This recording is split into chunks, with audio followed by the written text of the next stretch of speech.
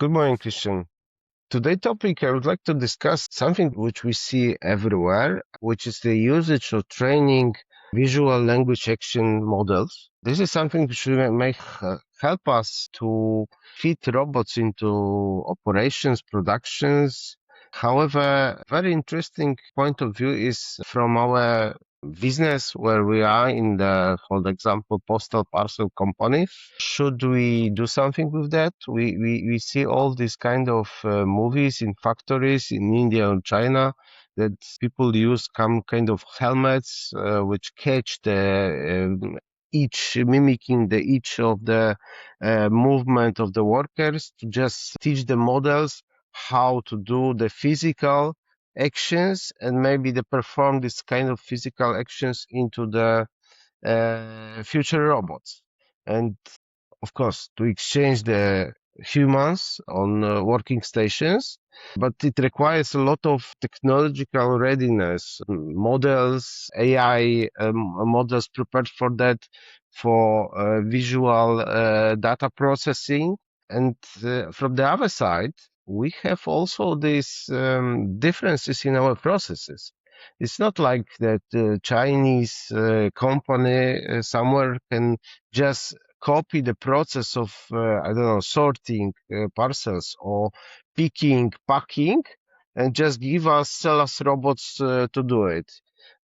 Should we prepare ourselves for this future? What do you think? I think you're right that we should prepare ourselves, and I think that as you say that I remember we had a former discussion where we talked about why are we so slow in our adaptation of robots in general, and I think that compared to a manufacturing world, I think that we are our processes are not so standardized as they could be or should be. And that means also that we will have these exceptions in the way how we operate, and that's why we talked about also when we talked about humanoids earlier. Also, we said that the good thing about a humanoid is that they can actually be moved into a process which we have designed already today. So I think that when we look to these VLA models, they can really help us in order to capture the way that we are working, and in especially in areas where we can say that we can start with areas which are not very popular. You could have it in an area where we are handling heavy parcels and stuff like that, where we see people they're quitting quite fast because it is really heavy and often manual, and even the help that the vacuum socks or whatever we are using to help them, they we don't use it as efficiently as we should. And I think that these are by using a VLA model in order to describe and see how the processes are working in real life. That is something that we definitely can learn and use when it comes to actually building robot functions that actually fit the actual situation. But it also in the same is not something that we probably have internally knowledge about. So this is typically an area where we need to partner up with somebody that has experience with it. And I think also this is going to be a typical industry area in collaboration with robotic companies. So I see that this area is exploding, both when it comes to the possibilities, but also to areas where we can use these models in actually to understand the processes and flow and all these things. I understand that we don't have technology at the moment. There is technology. Mostly, probably startup companies develop this type of models based on different equipment, data capturing cameras or something like this. But I'm also wondering who should think about it. Uh, in many logistic companies, there are departments for process mapping, process standardization, kind of industrial engineering departments. So they are not operations. They are not. They are mostly part of the kind of standardization. Maybe this kind of initiative should be part of these departments. They should find proper intermediate some partners and put it as a part of the standardization and process mapping process. I completely agree, and I think that this for us in PostNord a couple of years ago when we started to work with the first robots, so to speak. One of the requirements I got from these people who are working in this area, one of the first thing they said, Christian, we need to stop making our process descriptions when we do our excellence work into normal PowerPoint mapping or other flow diagrams, because we actually need to see what's happening. We actually need to Mm-hmm, document mm-hmm. our processes. So what we've been starting to do is actually to document our processes in videos.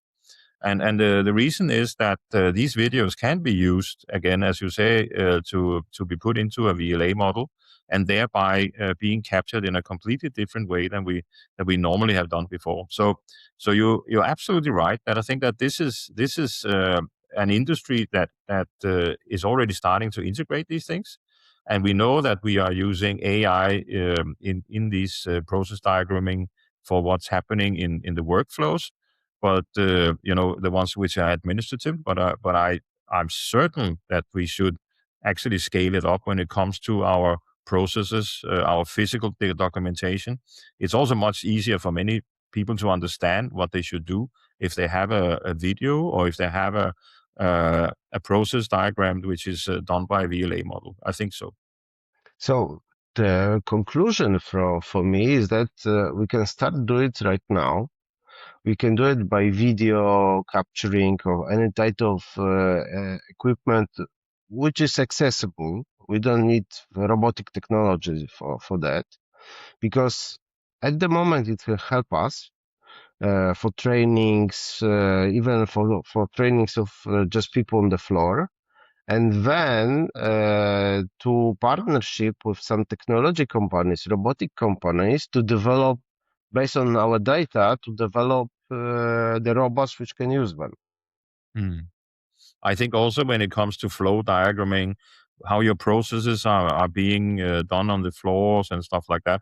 I think today the possibilities of taking these things into a platform which is maybe an open source, because there's quite a lot of open source platforms also, and use them as a learning area in order to actually meet your vendor in more of a eye site, you can say. There you have a possibility to take some of your young people who are looking ahead to work with these things, and actually start to self-educate, and then before we actually meet our vendors, that they have an idea about what kind of possibilities there are. So I think that it's actually something I would recommend that you start doing in these departments for sure. Okay. So our recommendation is stop doing it in Excel or PowerPoint. Start using cameras, because this is the right time, and then partnership with someone who can teach robots from your videos.